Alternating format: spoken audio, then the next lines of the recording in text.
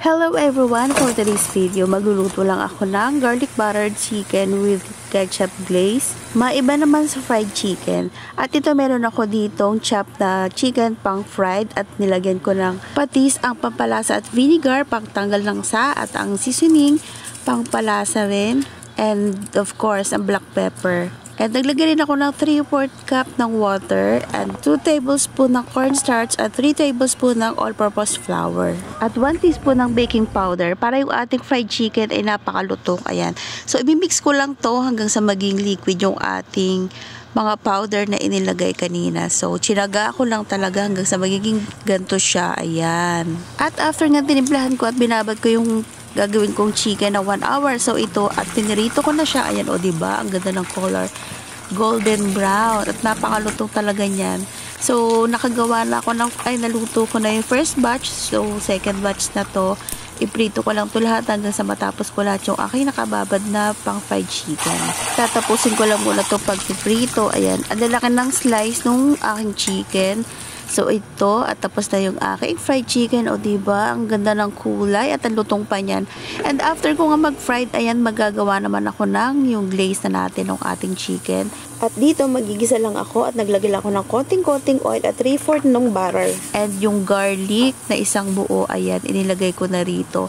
Siyempre, nag-umapaw na naman ng bango. At iintayin ko lang to mag-light brown at nilagyan ko na rin ng soy sauce. Halu-haluin ko lang din at dito low fire na ako para hindi masunog yung aking soy sauce.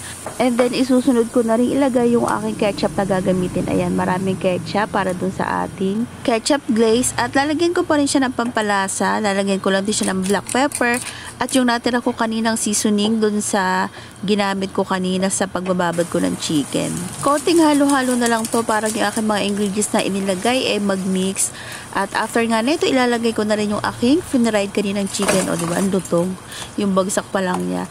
So ito, i-coat ko lang yung aking ketchup glaze na ginawa. I-coat ko lang hanggang sa makoat lahat ng aking fried chicken.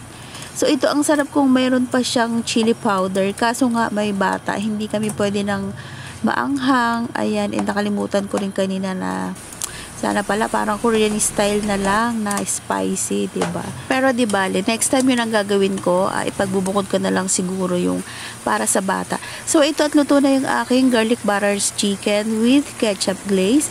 So ipi-plating na natin siya or ilipat ko na dito sa plato, diba? Alam mo, lutong niya pa rin kahit yung ganyan, mga hanggang kinabukasan. So may natira pa nitong sauce, ilagay ko na rin. Nako, bango! At ito na nga, luto na yung aking garlic buttered chicken with ketchup glaze. Ayan, palagi na lang kasi kaming pritong manok. Ayan, so walang kasawa-sawa sa pritong manok kahit pa araw-araw sila. So, kaya para maiba naman sa fried chicken, ito yung ginawa ko. So, ayun lang. Thank you for watching.